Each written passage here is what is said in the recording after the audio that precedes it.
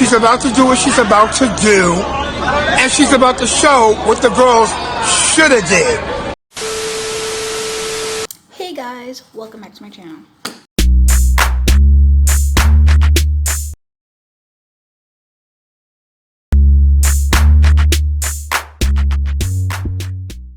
If you don't know who this be, it's your girl KylerB coming at you with a new video.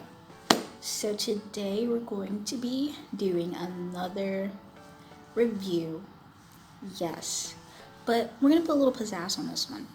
So we're gonna be talking about the TV show, the Netflix original TV show called Ginny Georgia. Came out February 24th, 2021. Yeah, so before we get into my little review, I'm gonna do a little pizzazz. So as you see the title of this video, it's called In Defense of Georgia Miller.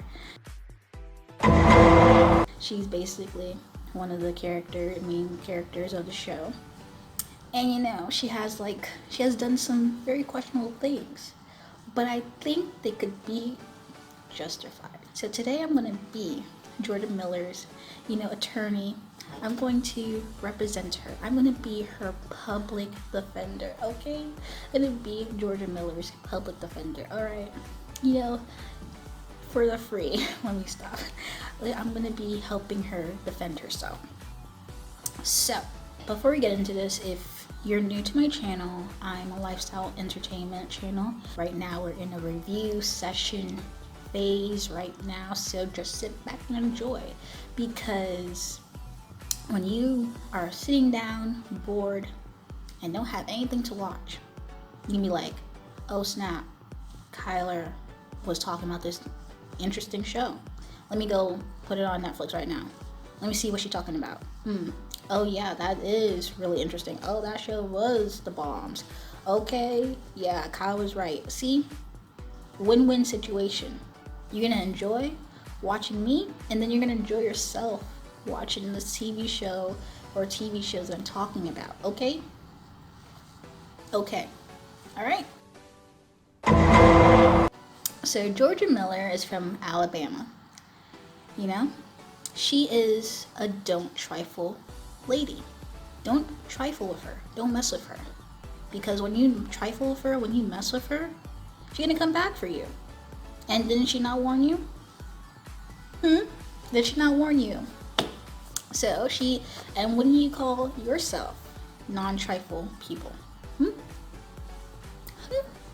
If someone trifle you, what would you do? Would you retaliate? I mean, sometimes people won't retaliate. Sometimes people will turn the other cheek. But she already warned you. She ain't a turn the other cheek type lady. She will retaliate, then slap you back. Probably 10 times harder. Sometimes you won't even get the chance to do it ever again. Okay. So, Georgia Miller, her real name is Mary Akin. She was born in Alabama, and she was raised in an abusive home. Her stepfather assaulted her. So at the age of 14, she ran away. And met up with some people, some bikers. And along the way, she got some, lessons, some life lessons from these bikers. Then at 15, she got preggo with her daughter, Virginia Ginny Miller. So, she had to work out as a hotel maid. And then this guy, Anthony Green, was kind of like checking her out, but obviously she wasn't with it. But then she got caught. Then she found some way to do some money. And what she did was she had an underground gambling rink. And she got caught. So she got caught. She go to jail. And, they were like, we're going to take away your child if you don't have a stable home, stable income. So the guy who was still checking her out was trying to get with her. When she was like, nah, she basically was like, okay, I guess he's my last resort. So she got married to that guy. Basically, he was able to have a stable home for her and her daughter, Virginia. But with that, it was under conditions. She couldn't leave the place that they were living. She was basically cooking, cleaning, basically a maid for him. So with that being said, she was basically in a prison. So, and he basically threatened her with like, oh, if you don't want to listen to me, I'm gonna call child services on you. So basically she had to obey because, she wanted to make sure her kid is safe, her kid is all right, she's gonna be with her kid. So she listened. So one day she was making him a drink, basically made him overdose, basically. So she killed him.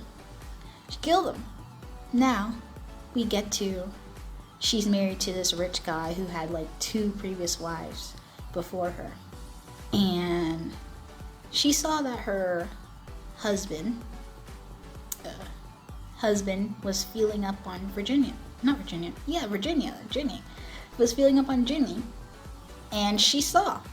But before she even said anything, she makes this smoothie and puts a poisonous plant in the smoothie and mix it with it. Then she serves her husband, put it in the smoothie. So when he's on his way to go to work or do whatever he's gonna do, he drank the smoothie and he got a heart attack, crashed a car, basically died in a car accident. And everyone thought it was just like, oh, he got a heart attack and died. No, she killed him. So we have 2 deaths that we know as audience members that Georgia Miller did.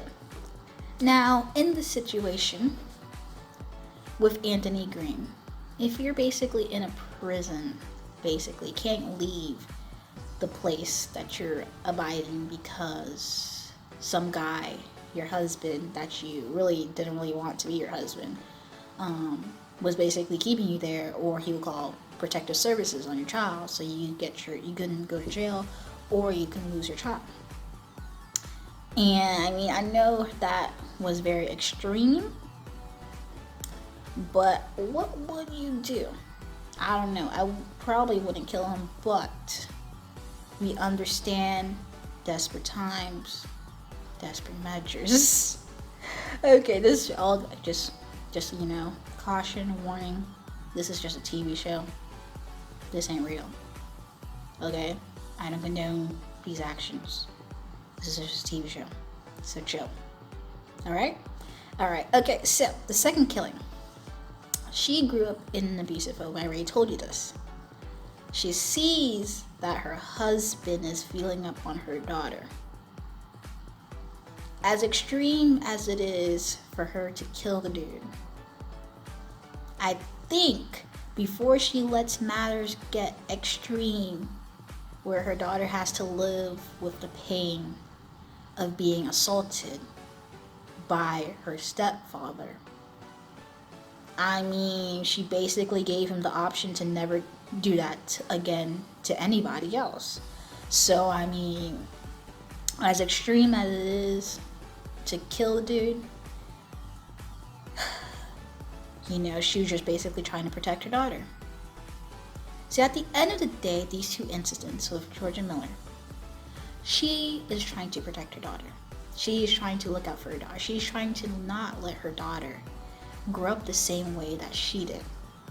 As extreme as it is, her methods that she does to get out of these situations, they're justified. That's it. So you guys, as a jury, my audience, my viewers, the crew, if you were in Georgia Miller's shoes, what would you do? I feel like in the husband that died from the car crash, if anything, she should have just left the environment, take her kids with her. She actually has 2 kids, but the menace is really Ginny Virginia Miller. She's the menace of the situation. If you watch this show, you're going to understand what I'm talking about. If you have watched this show, you already know what I'm talking about, alright? But yeah, let's get into the review part of the show. So, we get to town after the death of Kenny, I forgot his last name, that was the ex-husband or the husband that died from a heart attack. They moved from Texas to Massachusetts into this suburban, rich, area town. That's where Georgia meets Paul, who is the mayor of that town, who also meets Joe, he has his own farm, and he has his own like a restaurant type called the Green Farm, I believe, or the Blue Farm. It's one of those colors in farm. And yeah, and then also Zion, her ex-boyfriend, father of her daughter, and father figure to her son Austin. He comes to town later on in the series. So Georgia really has 3 people of 3 different backgrounds, cultures, whatever, really checking for her. I'm like, she really got Paul, the mayor, Zion, the one that she really cares about the most, and then Joe, that, I don't think she really likes Joe in that way, to be honest. The real competitor for her relationship is Zion. But Joe probably might come into the mix once he basically reveals to her that, that he remembers her from when she was like 15. Because she probably knows who Joe is. I mean, definitely the I cry if I want to, if I spill condiments on herself. She knows who Joe is. She tried to give him like little warnings, but it wasn't until Virginia shows up with the glasses to be like, oh yeah, why do you think she came to Massachusetts from Texas? Like I said, she's 4 steps ahead. Even the main actress, Brienne Howie, actually used that same term, 4 steps ahead, for her character, because why do you think in the beginning she actually wore those same Ray-Bans coming to Massachusetts, Boston? You don't think, and when they met when they were 15, they were talking about how he's actually from Boston. He's from that same town. Why do you think she came to that small little town? Because of Joe. I don't think she just randomly got there. She knows what she's doing. Like some things don't just be coincidence. She makes those things happen. Like, let's talk about Ginny. When she got slapped, I was like, bro, that was needed. What irked me the most is that she went when they were having the birthday party for Virginia's 16th. She told Nora and Abby, oh, my mom pointed a gun to my head. Like, what in your right mind would possess you to let your friends know? Because it wasn't even intentional. Your mom thought you were an intruder because you weren't supposed to be home from school. You weren't supposed to walk off a campus to come home to snoop in your mother's things to be like, oh, my mom pointed a gun against her. Yeah, because she thought you were an intruder. It wasn't like, oh, she was trying to antagonize you for the gun. So I don't really understand why she told Nora and Abby and Max that.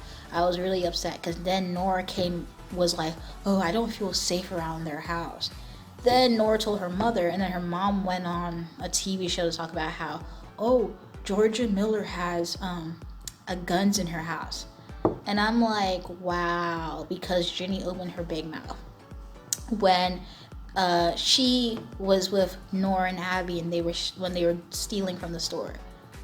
She really follows suit with those people to steal, and then at the end of the day, she gets caught. She's the only one that got caught for stealing, while the other 2 got off scot-free. Scot-free. Like, come on. And they didn't even like, oh yeah, me too. They let her got the fall. And if it wasn't for Georgia stepping in, and Georgia being a white mom, because if Georgia wasn't a white mom, things would have went differently. But if it wasn't for Georgia stepping in to, was like, oh, so you guys don't have nothing, you didn't check them for any items, and it was really profiling, because how are you going to check only Ginny and Abby and Nora? Like, you even saw Abby wear the same shirt that she stole from the store to, I think, her, when they came over to her house the next day or the next week. Now, that really irks my spirits. Because at first, you can understand, like, yeah, it's a little too much, like, he had a rough life. Not really, but you know, the moving a lot is really kind of rough, and not having a stable place is kind of like, okay, I can understand why, you know, you're like that. But when your mom actually tries to put effort in, is like, is never enough. It's never enough. It's never grateful. It's never appreciated. It's never, you know, any type of gratitude. And it's just like, really? Like, come on. You're doing the most. So, let's talk about... Okay, so if I speak for Cynthia, because Cynthia, I mean, they really want to get us with that she has a husband, I guess, that's really sick. But I'm like, your situation, I mean, sometimes it kind of, like what the show is, the environment that you're in or your situation kind of determines how you act towards people. Like, Cynthia is basically like the quote-unquote Karen. The fact that Cynthia decided to snoop, go into an office, the mayor's office, break into, like, that's trespassing, break into the mayor's office just because she saw Georgia basically at a bank withdrawing some money. You decide, oh, let's go break into her office. Like, what jurisdiction gives you that right to break into her office, go on her computer to find out, oh, she's making like some deposits, so she's basically stealing from the mayor's office. I mean, even though you were right with that situation about what she was doing, it doesn't give you the right to do that. You know what I'm saying? Like, you know, choose. You know, you should have, at least if you really want to catch her. And that's what I'm saying. Georgia is, 4 steps ahead of the situation. If you really want to catch her, you should have maybe, alert some authorities. I don't know. Maybe that seems like the Karen thing to do. Zion basically figured out that Georgia was basically settling down. She was making, you know, a name for herself as being the mayor's assistant and actually dating the mayor. And, you know, he basically realized, you know, as much as, you know, they want to be together, he knows it probably wasn't the time.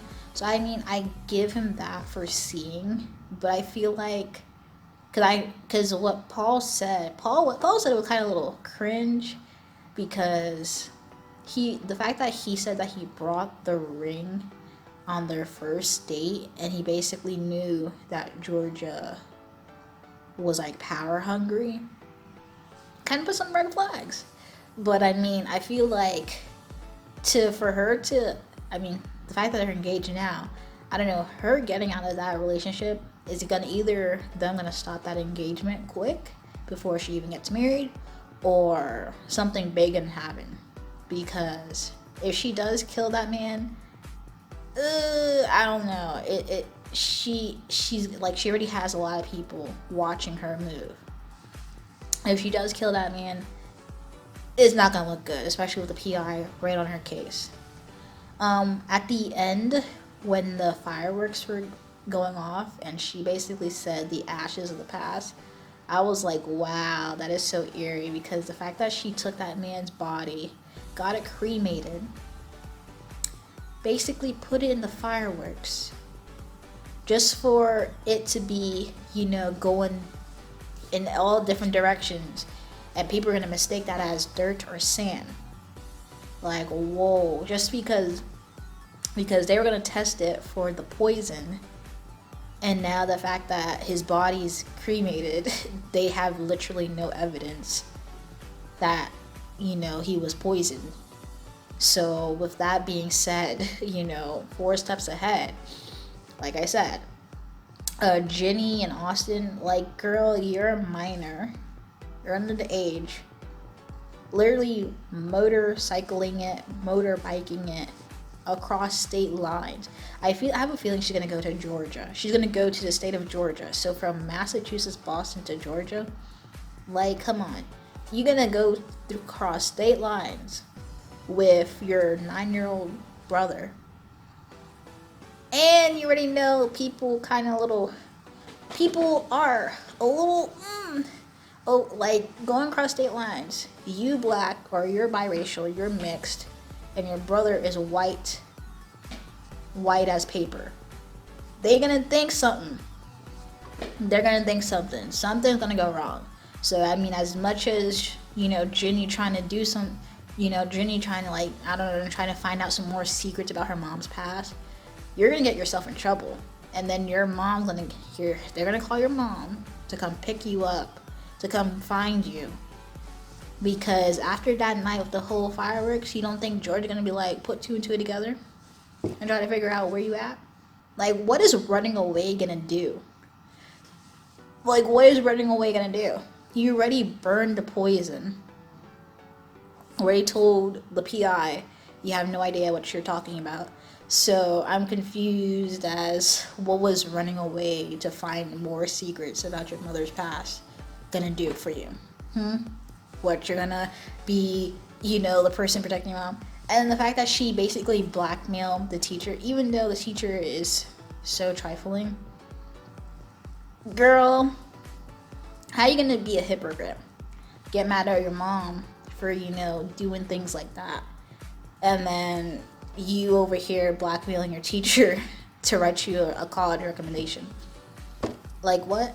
And then Joe took so long to figure out that was Georgia, because I bet you if Ginny didn't steal those glasses and showed it off, or not even showed it off, Ginny didn't steal those glasses and he didn't know, oh, you got my Ray-Bans, he would have been like, oh, who is this girl? Hopefully Max and Ginny make up and be friends again. Hopefully the Marcus and Ginny of it all, I mean, I feel like they need to get themselves together before they can be together, because this whole situation's a mess. It's a mess. Hunter wasn't a bad dude. I'm like, the Hunter hate is not, it shouldn't even be like that.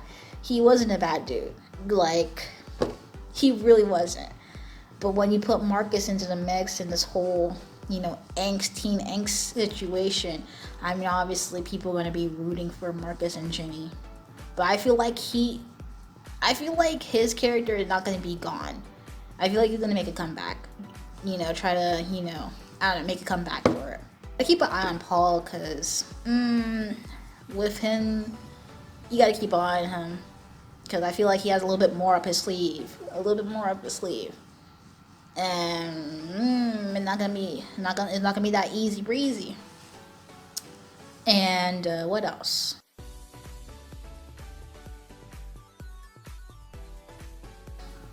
Yeah, so that's basically the little theories on season 2.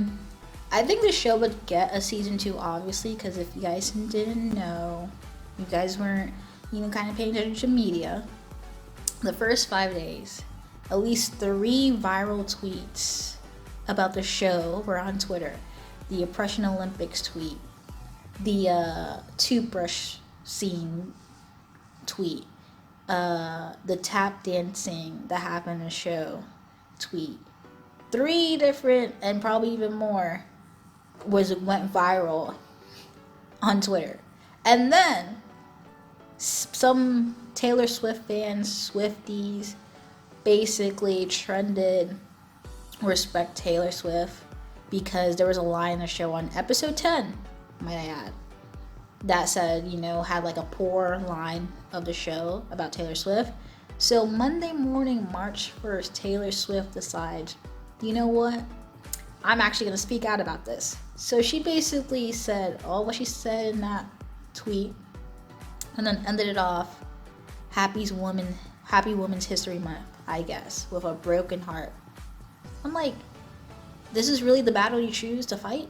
This is the battle you choose to fight? Really? So now, with that being said, with the quickness, with the swiftness, pun intended, people digged up things about Taylor Swift's past. Like, literally, Taylor Swift's past, and basically was just like, and I'm just like, wow, all of this because she chose to speak out about a 3-second line from a show on episode 10. Ugh. So basically, all Taylor Swift did was just got people attacking the actress Ginny. Her name is Antonia Gentry. She plays her character well, but her character in the show is annoying. I would give you out, but she is a good actress. But a lot of Taylor Swift fans were basically bashing Antonia Gentry, and because she said the line in the show. With that being said, it got more people watching the show. Basically, this show in the first 5 days got so much media attention, and it's still number 1 on Netflix. Like, in the first 5 days.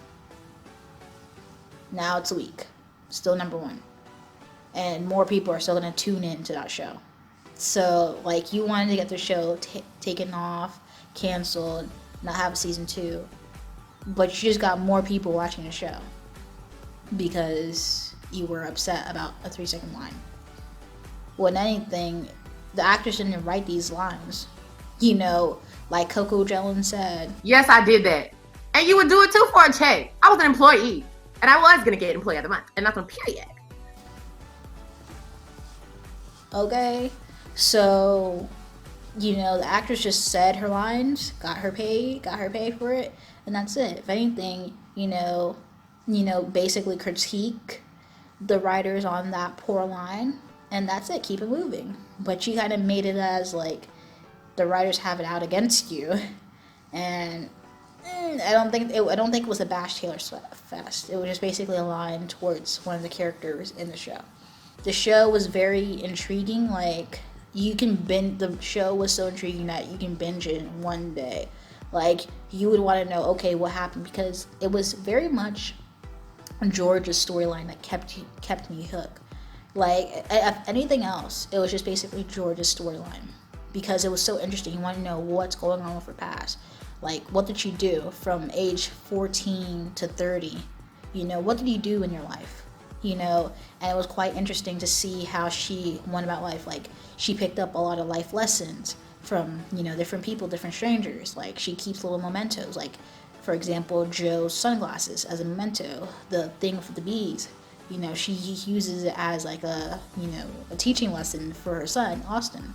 So it's just like a lot of these life lessons she gets along the way from her different experiences. So I feel like maybe as seasons go, we can learn more about those 16 years, 15 years of her life, of how, and when she was on her own, whatever she was doing. Who is Austin's father? Because the fact that Ginny basically sent those messages and she was like, oh, did you have our mailing address on the letters, to like find out that probably the Austin's father is probably a bad guy because of that.